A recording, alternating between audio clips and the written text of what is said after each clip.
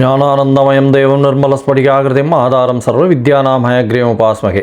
Astro TV நேயர்களுக்கு astro KS ஐயங்காரின் பணிவான நமஸ்காரங்கள். வார பலன் 16/12/2024 22/12/2024 வரை உண்டான வாரத்திற்கு என்னென்ன பலன் அப்படின்றத மேஷம் முதல் மீனம் வரை என்னென்னு பார்ப்போம். முதல்ல இந்த வாரத்தினுடைய கோல்சாரம் என்ன, இந்த வாரத்தில் வரக்கூடிய விசேஷ நாட்கள் என்ன, இந்த வாரத்தில் வரக்கூடிய சந்திராஷ்டம நாட்கள் எந்தெந்த ராசிக்கு அப்படின்றத வரிசைப்படுத்தி பார்க்கலாம். இந்த வாரத்தினுடைய கோல்சாரம்னு எடுத்தேன்னா காலபுருஷ தத்துவத்தின் 2வது ராசியான ரிஷபத்தில் குரு வக்கரத்தில், கடகத்தில் செவ்வாய் வக்கரம், கன்னியில் கேது, ரிச்சிகத்தில் புதன், தனுசில் சூரியன், மகரத்தில் சுக்கிரன், கும்பத்தில் சனி, மீனத்தில் ராகு. இந்த வாரத்தில் அதிவேகமாக செல்லக்கூடிய கிரகமான சந்திரன் திருவாதிரை நட்சத்திரம், அதாவது மிதுன ராசியிலிருந்து உத்தர நட்சத்திரம் கன்னியா ராசி வரலும் போகிறார். அதாவது மிதுனம், கடகம், சிம்மம், கன்னி இந்த 4 ராசிகளில் போகிறார். இந்த வாரத்தில் வரக்கூடிய விசேஷ நாட்கள் அப்படின்னு எடுத்தோமேனால் இந்த வாரம் முதல் நாளான 16ஆம் தேதியிலிருந்தே விசேஷம். ஏன்னா மார்கழி மாதம் பிறகுறது நம்ம சௌரமான மாதங்கள் அப்படின்றத வச்சு சூரியன் ஒரு ராசியிலிருந்து அடுத்த ராசிக்கு செல்லக்கூடியதை சௌரமான மாதம்னு சொல்லுவோம். இந்த வாரம் ஆரம்பத்திலேயே பார்த்தோம்னா இந்த வாரத்தில் ஆரம்பமே சூரியன் விருச்சிகத்திலிருந்து தனுசுக்கு போயிடுறார். தனுர் மாதம் ஆரம்பம். முதல் பாசுரமான திருப்பாவையின் முதல் பாசுரமான மார்கழி திங்கள் இன்னிலிருந்து ஆரம்பம். தனுர் மாதம் மொத்தமே ஒரு மிகப்பெரிய ஏற்றமான காலம். மார்கழி மாதத்தின் பலன்கள்னு தனியாகவே ஒன்று போட்டிருக்கேன், அதை பாருங்க. இந்த வாரத்தில் பார்த்தேனால் 17ஆம் தேதி, அதாவது 17ஆம் தேதி பார்த்தேன்னா ரமண மகரிஷியின் 145வது ஜெயந்தி. அது ஒரு பெரிய விசேஷம். ரமண மகரிஷி ஒரு பெரிய ஏற்றமானவர். ரமணர் ரொம்ப பெரிய விஷயம் திருவண்ணாமலையில் வாழ்ந்தவர், பெரிய ஏற்றத்தை கொடுத்தவர். அதாவது ஆன்மீகத்திற்குன்னு பெரிய தொண்டாற்றியவர். அதை தவிர சனாதன தர்மம் வாழ்வதற்காக நிறைய விஷயங்கள் செஞ்சுருக்கார். அவரோட இன்றைக்கும் ஆசிரமம் இருக்குது. அவர்களுடைய ஃபாலோயர்ஸ்லாம் நிறைய பேர் இருக்கா. இந்த வாரத்தில் சங்கட ஹர சதுர்த்தி வருது. அதாவது தேய்பிரை சதுர்த்தி, சங்கர ஹர சதுர்த்தி. சங்கர ஹர சதுர்த்தி அப்படின்னா சங்கடங்களை தீர்க்கக்கூடிய சதுர்த்தி. இது 18ஆம் தேதி அன்னைக்கு சங்கட ஹர சதுர்த்தி, சங்கடங்களை போக்கக்கூடிய சதுர்த்தி. விநாயகரை போய் ஒரு 9 பிரதர்ஷனம் பண்ணிவிட்டு ஒரு 2 தோப்புக்கரணம் போட்டு ஒரு தேங்காயை உடைச்சிட்டு வாங்கும். 9 தோப்புக்கரணம் போடுங்க, முடிஞ்சதுன்னா இல்லை 2 தோப்புக்கரணமாவது போடுங்க.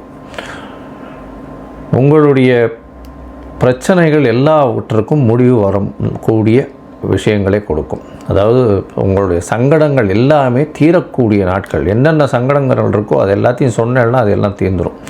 உங்களுடைய உடலில் பிரச்சனைகள் இருக்குது, உடல் நோய் இருக்கிறது, அது தவிர மனக்குழப்பங்கள் அதிகமாக இருக்குது, கடன் தொல்லை அதிகமாக இருக்குது, அதிக கடனால் எதுவும் பிரச்சனையாக இருக்குது, வீடு பாதி கட்டி நிற்கிறது. இது எல்லாத்துக்குமே சங்கடஹர சதுர்த்தியில் ஒரு தேங்காயை போய் பிள்ளையாருக்கு உடைச்சிட்டு வர்றதன் மூலியமாக நிச்சயமாக உங்களுக்கு எல்லா விதத்திலையும் சௌக்கியங்கள் உண்டாகும். இந்த வாரத்தில் சஷ்டி திதி வருது. தேய்பிரை சஷ்டி. நினைத்த காரியங்கள் நிறைவேறும். அதாவது சஷ்டியில் விரதம் இருந்தால் அகப்பையில் குழந்தை பிராப்தி ஏற்படக்கூடியும் அப்படின்னு சொல்லக்கூடியது.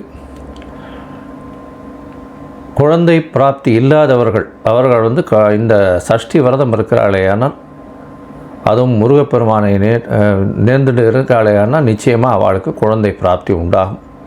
அது தவிர எதிரிகளால் தொல்லை இருக்கிறவா சஷ்டி விரதம் இருப்பாள். அது தவிர உடல் நோய் இருக்கிறவா சஷ்டி விரதம் இருப்பாள். இந்த 3க்கும் ஒரு பெரிய மருந்து இந்த சஷ்டி விரதம். இது பார்த்தாலேயானால் 21ஆம் தேதி அன்றைக்கி 21/12/2024 அன்றைக்கி சஷ்டி விரதம் அப்படின்னு போடுறோம். இந்த வாரத்தில் பார்த்தாலேயானால் சந்திராஷ்டம ராசிகள் எதுனா விருச்சிகம், தனுசு, மகரம், கும்பம் இந்த 4 ராசிக்காரர்களுக்கும் சந்திராஷ்டமம். சந்திராஷ்டமம் அப்படின்னு சொல்லும்பொழுது சந்திர பகவான் 8ஆம் இடத்துல அதாவது இந்த ராசிகளுக்கு 8ஆம் இடத்துல மறையக்கூடிய காலம். இந்த காலகட்டத்தில் பார்த்தடையானால் சந்திரன் மதிகாரகன்னு சொல்லக்கூடிய சந்திரன் மறைந்திருக்கக்கூடிய காலகட்டத்தில் தவறான முடிவுகள் எடுக்கக்கூடிய வாய்ப்பு உண்டு. அதை தவிர யாருக்கும் ஜாமீன் கையெழுத்து போட்டுறாதீங்க. இந்த காலகட்டத்தில் புதிய முயற்சிகளை ஒரு 2 நாள் தள்ளி வைக்கிறது ரொம்பவும் நல்லது. இதன் மூலியமாக சந்திராஷ்டமத்தின் தாக்கம் நிச்சயமாக குறையும். எப்படின்னா, அந்த சந்திரனுக்கு உண்டான எளிய பரிகாரம் அப்படின்னு சொல்லக்கூடியது, அருகில் இருக்கக்கூடிய விநாயகர் கோயிலில் உங்களால் முடிஞ்சு பசும்பால் ஒரு 1/2 டம்ளராவது வாங்கி கொடுங்க அபிஷேகத்துக்கு. அதன் மூலியமாக சந்திராஷ்டமத்தின் தாக்கம் நிச்சயமாக குறையும். இந்த வாரத்தில் பார்த்தடையானால் விருச்சிகம், தனுசு, மகரம், கும்பம் இந்த 4 ராசிக்காரர்களுக்கும் சந்திராஷ்டமம் இருக்குது. இந்த வாரத்தில் மேஷம் முதல் மீனம் வரை, அதாவது 16/12/2024 22/12/2024 வரை உண்டான வாரத்தில் மேஷம் முதல் மீனம் வரை எப்படி இருக்குதுன்னு பார்ப்போம். அதற்கு முன்னாடி என்னுடைய மொபைல் நம்பர் கீழே ஸ்க்ராலிங்கில் போயின்னு இருக்கும். உங்களுக்கு அஸ்ட்ராலாஜிக்கல் கன்சல்ட் தேவைப்படுமாயின் எனக்கு ஃபோன் பண்ணுங்க. எனக்கு ஃபோன் பண்ணேன்னா உங்களுடைய date, time, place of birth, உங்களுடைய பெயர், தாய் தகப்பனார் பெயர் அதை கொடுத்தேலையானால், அதாவது யாருக்கு ஜாதகம் பார்க்கணுமோ அவளுடைய பெயர், அவளுடைய தாய் தகப்பனார் பெயர், அவளுடைய date, time, place of birth இதெல்லாம் கொடுத்தீங்கன்னா நான் என்னுடைய கட்டணம் என்னன்னு சொல்கிறேன். அந்த கட்டணத்தை போட்டுட்டு அதனுடைய யூடிஆர் நம்பர் ஷேர் பண்ணுங்க.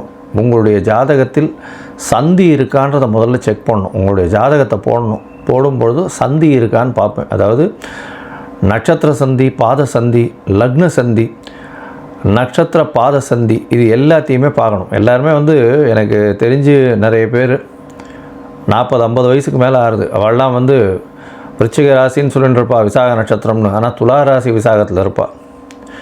அதே மாதிரி அவளது லக்னம் பார்த்தேனால் விருச்சிகத்தில் இருக்குதுன்னு நினச்சின்னு இருப்பா, அது துலாத்தில் இருக்கும். இல்லை ரிஷபத்தில் நினச்சின்னு இருப்பா, ஆனால் அது மிருகசீர்ஷ நட்சத்திரம் ரிஷபத்தில் லக்னம் விழுந்திருக்குன்னு நினச்சிட்டு இருப்பா. ரிஷபம் 3ஆம் பாதம் மிதுன லக்னத்தில் இருக்கும். அதனால் இந்த லக்னத்துக்கு யோகரா இருக்கவர் அடுத்த லக்னத்துக்கு யோகரா இருக்கணுன்ற கட்டாயம் இல்லை. அவர் மிகப்பெரிய பாதகத்தையோ பிரச்சனையோ செய்யக்கூடியவராக கூட இருக்கலாம். அதனால் உங்களுடைய தசாநாதன், புக்திநாதன் எந்த அளவுக்கு இருக்கார் அப்படின்றத எல்லாத்தையும் செக் பண்ணணும். அப்படின்னா முதல்ல உங்களுடைய நட்சத்திர பாத சந்திகளை முதல்ல செக் பண்ணி, உங்களுடைய சந்திரன் நின்ற நிலை, அதை தவிர உங்களுடைய லக்னம் நின்ற நிலை, உங்களுடைய மற்ற கிரகங்கள் நின்ற நிலையை பொறுத்து தான் பார்க்க முடியும்.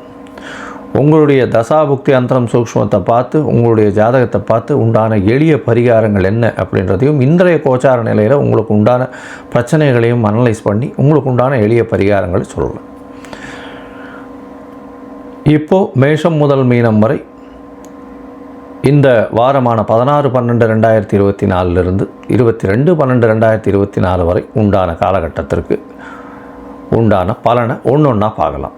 மேஷம், அஸ்வினி, பரணி, கிருத்திகை இந்த 3 நட்சத்திரம் 9 பாதங்களை கொண்ட ராசி. ராசியின் அதிபதி அப்படின்னு சொல்லக்கூடிய ஒரு செவ்வாய் 4ஆம் இடத்துல வக்கரகதியில் இருக்கார். வக்கரகதியில் இருந்து 4ஆம் இடம்னு சொல்லக்கூடிய கடகத்தில் நீச்சம் பெற்று இருந்தாலும் வக்கரகதியில் இருக்கிறது பெரிய விசேஷம். அதனால் உச்சம் பெற்றதற்கு சமம் அப்படின்னு சொல்லக்கூடியதும். அதற்கு பிறகு பார்த்தாலேயானால் சுக்கிரனுடைய பார்வையில் இருக்கார். இதனால் நல்ல ஒரு ஏற்றம் இருக்கும். சுக்கிரன் சுபர், அதாவது குருவுக்கு பிறகு சுக்கிரனும் புதனும் ஒரு தனித்த புதன் சுக்கிரனும் நல்ல ஒரு சுபர். அவருடைய பார்வையில் செவ்வாய் இருக்கிறது உடல் நலத்தில் நல்ல ஒரு ஏற்றத்தை கொடுக்கும் உங்களுக்கு. அது தவிர புதிய வீடு மனை வாங்கக்கூடிய பாக்கியம் உண்டு. தாயின் உடல் நலத்தில் நல்ல ஒரு ஏற்றம் இருக்கும். படிக்கக்கூடிய மாணவியர்களுக்கு பெரிய ஏற்றம் கிடைக்கும். இந்த வாரம் உங்களுடைய ராசிக்கு 2ஆம் இடத்துல குரு வக்கரகதியில் இருக்கார். பேச்சில் நல்ல ஒரு ஏற்றம் இருக்கும். ஏன்னா 9ஆம் அதிபதி அப்படின்னு சொல்லக்கூடியவர் 2ஆம் இடத்துலேயே இருக்கிறது பெரிய விசேஷம். வக்கரகதியில் இருக்கிறதால சிறு சிறு பேச்சில் சிறு சிறு பிரச்சனைகள் இருந்தாலும் அது நல்லபடியாக சுமூகமாக தீரக்கூடிய வாய்ப்பு உண்டு. ஏன்னா ராசிக்கு 8ஆம் இடத்துலேருந்து உங்களுடைய 6ஆம் அதிபதி அப்படின்னு சொல்லக்கூடிய புதன் உங்களுடைய ராசிக்கு 8ஆம் இடத்துல இருக்கார். 8ஆம் இடத்துல இருந்து அவர் குருவை பார்க்குறார். குருவின் பார்வையும் உணருது.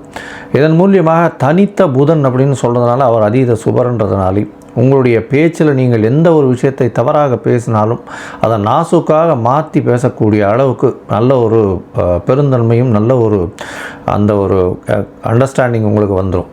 இந்த வாரத்தில் அந்த மாதிரியான விசேஷங்கள் ஒரு நல்ல ஒரு ஏற்றத்தை கொடுக்கும் உங்களுக்கு. அதனால் பேச்சில் எந்த ஒரு தப்பு பண்ணாலும் அதை பூசி முழுகிறதுக்கு அதை மேனேஜ் பண்ணுறதுக்கு உங்களுக்கு தெரிஞ்சிடும். இந்த வாரத்தில் பார்த்தலையானால் உங்களுடைய ராசிக்கு 6ஆம் இடத்தில் இருக்கக்கூடிய கேது பகவான் மூலியமாக உங்களுக்கு புதிய வேலை மாற்றங்கள் உண்டு. வேலையில் ஏற்றங்கள் உண்டு. வேலையில் ப்ரமோஷன் இருக்கும். அதன் மூலியமாக அதீதமாக பணம் வரக்கூடிய வாய்ப்புகள் உண்டு. 2ஆம் இடத்துல தனஸ்தானத்தில் தனக்காரகன் இருக்கிறது பண வரவை நல்லபடியாக குறிக்கும். நல்ல ஒரு ஏற்றம் கிடைக்கக்கூடிய காலகட்டமாக அமையும். ராசிக்கு 9ஆம் இடத்துல சூரியன். இந்த வாரம் தனுர் மாதம் ஆரம்பிக்கிறது. இந்த 30 நாளும், அதாவது 29 நாளும் மிகப்பெரிய ஏற்றம். திருப்பாவை 30 இருக்கிறது, இந்த 29 நாள்லேயே முடியும். இன்றைக்கி முதல் பாசனமும் ஆரம்பம் இந்த 16ஆம் தேதி அன்றைக்கே ஆரம்பிக்கிறது.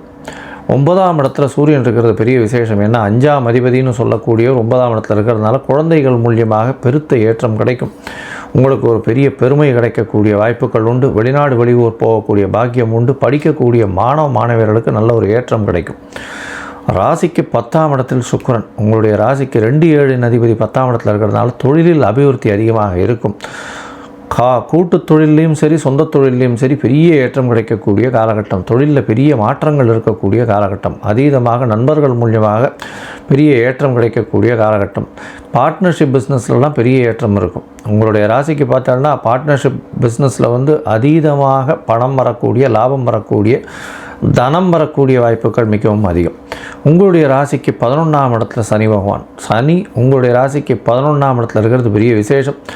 லாபத்தை அள்ளி கொடுக்கக்கூடிய காலகட்டமாக அமைப்போகிறது. அதாவது இவ்வளோ நாளாக பெரிய கஷ்டத்தில் இருந்தீங்கள், நேர்மையாக உழைக்கக்கூடியவர்களுக்கு நல்ல லாபம் வரக்கூடிய வாய்ப்புகள் நிச்சயமாக உண்டு.